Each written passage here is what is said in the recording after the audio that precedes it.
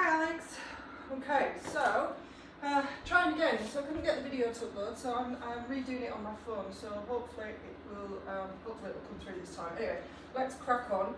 So starting off on all fours then with hip circles. So I'm not going to do tons of everything. It'll be up to you to kind of decide how many stuff you want to do. I'm going to try and keep this fairly concise.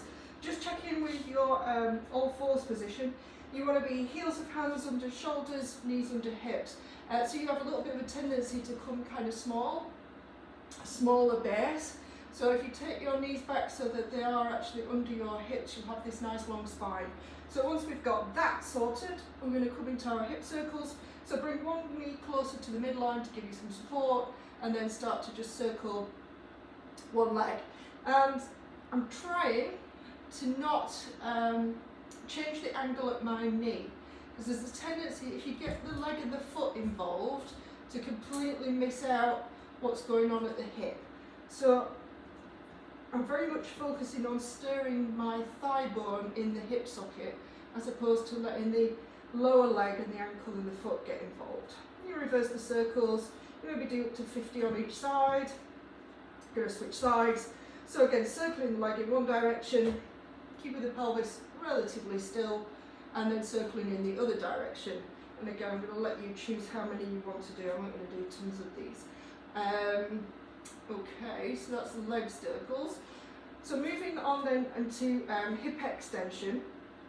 So you're sliding one foot out along the mat until the leg is straight, and then taking that leg up to about hip height. And again, you try not to sort of use the lower back to lift the leg up. Make the leg lift come from the hip. You're going to keep the toes pointed, and then keeping the knee at the same height, bend the heel towards your bottom as far as it will go. Straighten the leg back out, lower it down, slide it back in. Same on the other side, stretch the leg away, lift it to hip height, bend it in, straighten it out, keeping the knee high as you straighten the leg, and then lower down and bend it back in. So I'll just show you again on each side. Reach the leg, lift, bend, straighten, lower, return, straighten, lift, bend, extend, lower, and return. And then at any point in between, feel free to come off your wrists and just give them a little bit of a break if you need to. Otherwise, then we come into our fire hydrants. So I'm going to turn front ways on so you can kind of see what I'm doing here. So I'm lifting the leg out to the side this time, and I want to go as high as I can with that leg without my pelvis twisting to start with. So it's literally leg only. I'm going to see how high I can get it and then lower it back down. So I'm turn the slide a bit this way so you can see actually where my leg's going. So there's the leg out to the side without pelvis lifting. Same thing, the angle at the knee stays the same. So there'll be a tendency for the foot and everything to want to twist and wiggle about. Try and keep all of that the same and just take the leg to the side. Same on the other side, lifting the leg out to the side and lowering it back down. Again, you want to do those to fatigue, yeah, so until you can't really do very many more. Then you get a small break, again to come off your wrists if you need to, but then we're going to add in the pelvis lift as well. So this time, the right leg comes out to the side, and then I'm going to push down with the left knee to lift that right leg higher. So again, leg first, and then pushing with the left knee to take the right leg higher. Again on the other side, so pushing with the right knee this time. So left knee comes up, and then I'm pushing down with the standing leg to take that leg higher and release it. So same again, leg first, and then the pelvis. So if I show you that from the back, so this is my standing leg, my left one. My right leg comes up first, and then I'm using this standing leg to push into the floor to lift higher. Same on the other side. So left leg lifts. I'm going to push into that right leg to take the leg up higher, and the pelvis twisting round. So you'll feel it in these the muscles on either side of the glutes, elsewhere as well probably. But these are your balance muscles. It's all this good stuff that we're trying to get to here. So that's the hip hydrant, fire hydrant with the twist. What came next? The seated side push-up. So for this, I'm coming to seated on your bottom. And my feet, knees, everything all touching. Squeezing your feet together, squeezing your legs together, so they're like one unit essentially. The arms, or the hands, come down to the side. So I'm hoping you can kind of get a sense there that my hands are in line with each other and they're in line with my legs, so I'm kind of tram lines. The feet are going to pivot, so they're coming right over onto the outside edge, in this case of my left foot, and I'm bending my elbows to take the front of my shoulder and my ear towards the ground. The top leg goes back and bends. And then we push the floor away and come back through seated, and the feet tip-tock back into the middle. So same again, twist. It's this sort of the front hand, if you like, that has further to go. So at the point at which you're trying to get this front hand down is a good time to pivot the feet onto the outside edge. As you bend the elbows, top leg goes back, and then as you push the floor away, top leg comes back, and we come back to seated. So same again on the other side, land the hands, feet come over, bend the elbows, ear and shoulder to the floor, but hovering, not touching, and then coming back up. I'm going to do one more on the other side. So again, you can do as many as you like. Elbows bending nice and close. I'm going to turn around and do one from the opposite direction just to show you. So hands coming down to the side, tick-tocking the feet,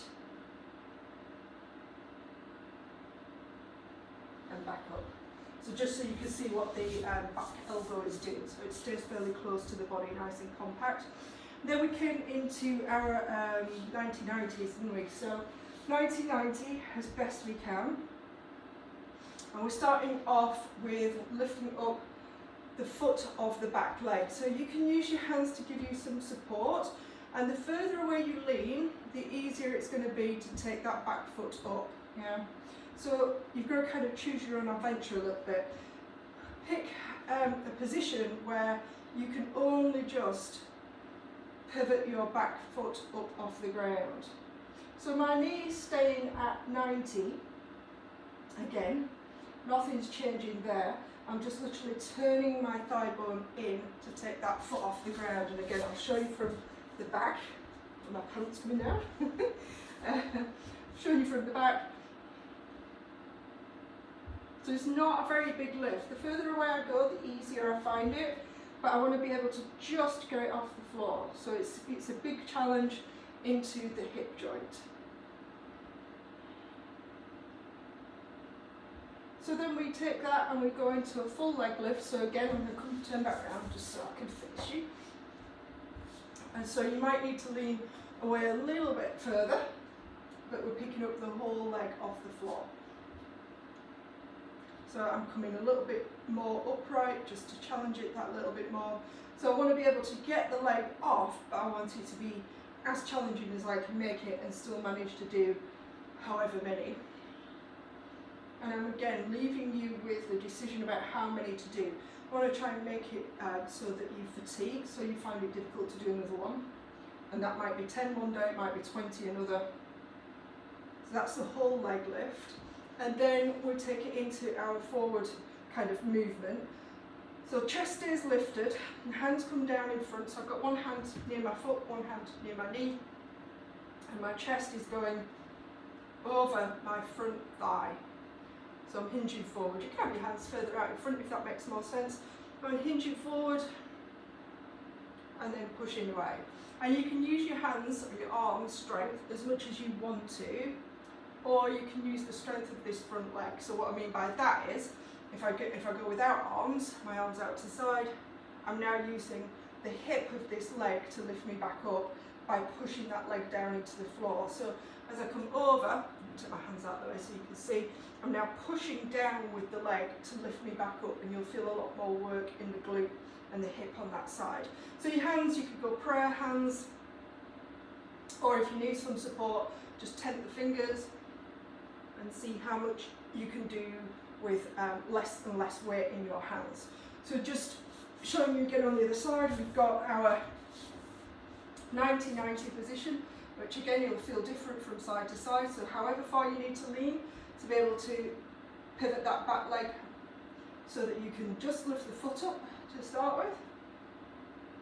And you try not to roll your entire body to get that leg to come up, so I'm not rolling the pelvis. I'm trying to keep everything else relatively still and just using the muscles around the hip to pick it up. So lots of stuff around hips in this one, as per usual. Then once we've done however many of those, you go into the leg lift again. So same thing, the entire leg lifting up and down.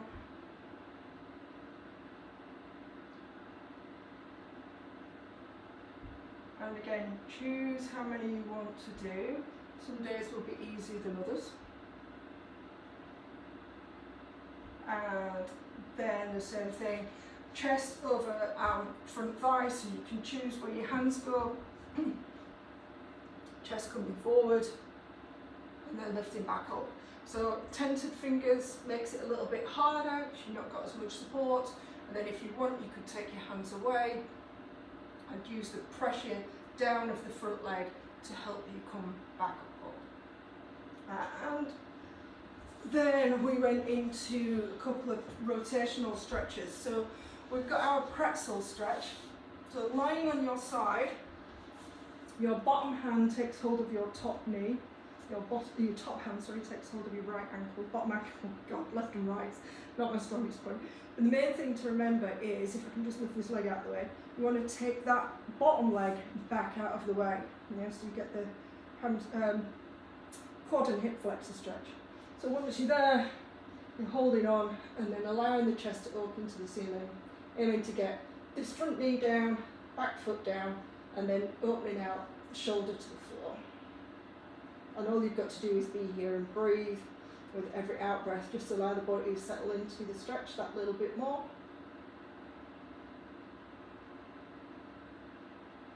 Get the idea. And then when you come out of it, don't let your body parts twang away from you. You'd obviously do it again on the other side.